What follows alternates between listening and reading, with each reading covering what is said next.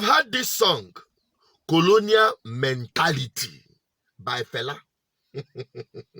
My people, if you want to understand what colonial mentality is all about, just visit one of your court houses or courtrooms around you. You will understand the perfect definition of colonial mentality. Now, let me tell you something. I was in a court one or two days, I think recently, and I was just looking at the lawyers, beginning with the judge, the other lawyers there, wearing wig and with heavy coat, not the normal suit, coat, rope. Something was going around inside of me because I've been to court in London. I've witnessed how the whole thing is being done and the people there, both the judge and the lawyers. And I kept asking myself, where did we learn this thing? The wig and the coat. At the heat of the sun, in the court, there is no AC. Inside the court, you barely have fan because there is no light. You know the country you live in. They'll be gathered with this, sweating like Christmas goat, or perhaps Easter goat, as we are about to celebrate. Sweating. They'll be sweating profusely. They'll be sweating. And so it got to a point I started pitying them. Why can't you remove this thing now? So that probably you will start reasoning properly. No wonder we know they get better judgment in this. No wonder things are just like everybody's crazy. Why won't you be behaving like a crazy man, carrying wig and the rope in the heat of the atmosphere that is already heated up? Now, where did we learn it? From abroad. You have to understand and appreciate history. How they come about with the wig and the rope. The lawyers can attest to it. Now, I'm asking the people, what is the background of wearing this thing in Nigeria and Africa? They saw the white men do it. Because the wig and the rope, I don't know what it signifies. But as long as I'm concerned, it has nothing to do with delivering justice. Now, recently, we had the trial of the cops that murdered or killed George Floyd. And I was looking at the judge, the prosecution counsel, and they were all wearing smart suit, no wig on top of their head. All right, good Africans. So I listen.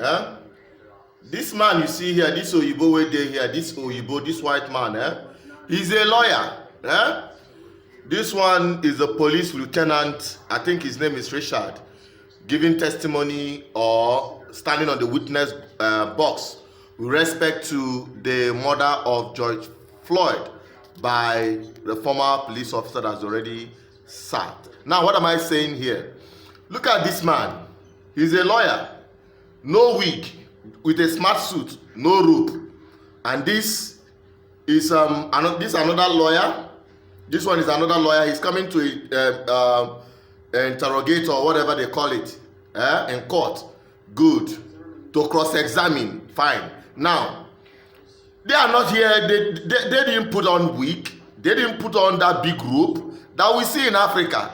Yet we learned all this system from Oyibo people. This system is working for them. They understand how to deliver proper justice through this system. But we Africans, we copy everything, and yet we don't copy the good side of it. What is the essence of wearing big wig and big rope in Africa, in Nigeria particularly? Yet they can't deliver good justice to the people. That's why we are saying, I think it is better we reverse back to African justice system. Maybe things can be fixed. Just look at this man, dressed smart. Go to the courtrooms in Nigeria. You see them wearing miserable wig. They borrowed and copied from Oyibo, and the big rope under intense heat. I think I've delivered the message. I think you have seen it by yourself. This is the cross section with respect to the murder of George Floyd. Look at it. A Minneapolis police lieutenant caused use of force by Derek Chauvin, total unnecessarily. So I'm just trying to let you know that this is a courtroom, and this is a lawyer, and this one is a witness. If they show you the judge, you will see it also. No wig. This one is the judge. This is the judge handling the case of George Floyd. You see, is there anything called wig? At least the only thing he did was to put on this rope. But this rope, he wasn't wearing it at the other time, so it isn't mandatory. At least the last video I saw him, he wasn't wearing, was not wearing the rope. We learned their system and brought it to Africa, wearing of wig and putting on of heavy rope. And I thought it could be they are copying the white men, because at that time, appreciate this, from the white men country, it is very cold, so they might need extra wig as a hood or heavy rope as a sweater to cover them or protect them from cold. What are you protecting from? The African jurist system, the judges and the lawyers. It is time we drop this colonial mentality. So it is, and sometimes I even wondered, why wouldn't we go back to our own African justice system? African justice system might be the highest, might be the best.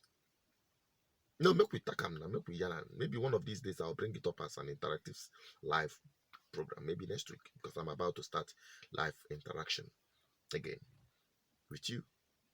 Let's talk about this. Maybe we have to go back to African justice system, where you have instantaneous judgment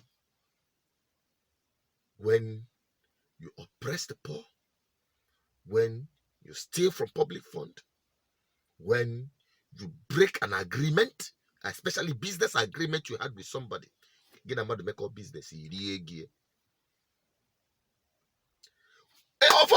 don't get time to carry you go court. We'll just, the African justice system will take care of you. And that time, people were respecting themselves and behaving normally and proper.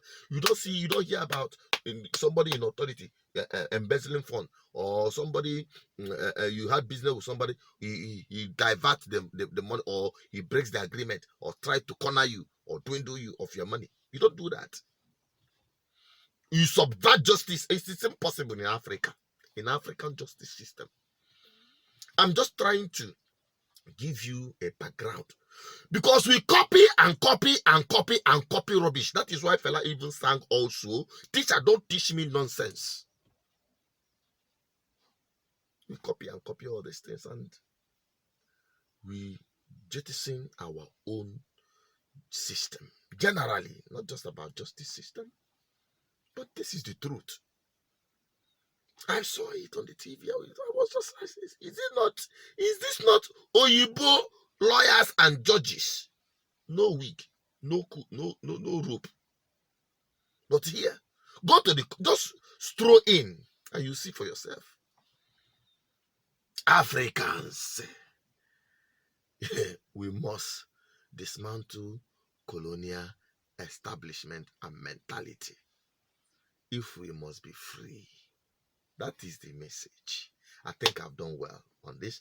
Just pardon me. I'm looking forward to start doing a live broadcast, and I believe that you join me on tonight's own. Tonight's own I do on Fridays, Biafra Discourse. So I believe you join me on Biafra Discourse, where we'll deliberate on issues that had to do with the freedom of Biafra. Don't forget that in Africa, in Biafra, Africa died. And in Biafra, Africa shall rise again. You will understand this word when you join me on tonight's live broadcast as I bring it to you hot. Stay safe, my people. Bye-bye.